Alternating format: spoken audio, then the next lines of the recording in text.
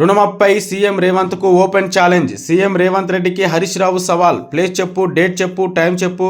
రుణమాఫీపై ఏ ఊరైనా పోదాం, కుల్ల అడుగుదాం. కాంగ్రెస్ సర్కార్ ఫెయిలైందని 31,000 కోట్లకు కేవలం 17,000 కోట్ల రుణమాఫీ చేశారు. 14,000 కోట్లు కోత పెట్టారు. 55% మందికి రుణమాఫీ కాలేదు.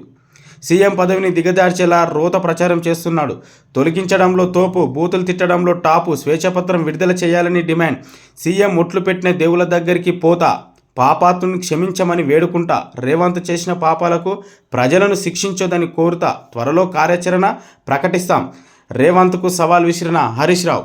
వాస్తవానికి కాంగ్రెస్ ప్రభుత్వం సీఎం రేవంత్ రెడ్డి గారు, యనుమల రేవంత్ రెడ్డి గారు ఆగస్టు 15 లోపు టోటల్గా రుణమాఫీ చేస్తామని తెలంగాణ ప్రజలకైతే మాట ఇచ్చారు. కానీ ఇంకా 55% మందికి ఇంకా రుణమాఫీ కాలేదంటూ మరి ఒక సినిమా రేంజ్లో, డాన్ సినిమా రేంజ్లో మరి హరీష్ రావు గారు రేవంత్ రెడ్డికి అయితే సవాల్ విసరడం జరిగింది.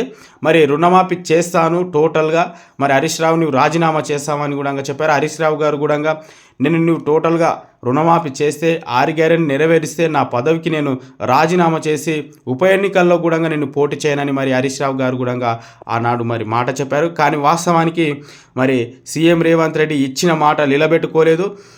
ఇక ఆగస్టు 15 దాటిపోయినా ఇప్పటికీ దాదాపు 2 రోజులు అవుతుంది.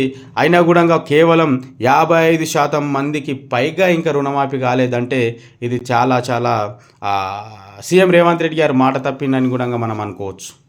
సో దయచేసి మన ఛానల్ను ప్రతి ఒక్కరు కూడా సబ్స్క్రైబ్ చేసుకోండి, మరిన్ని వార్తల కోసం, మరిన్ని అప్డేట్ కోసం.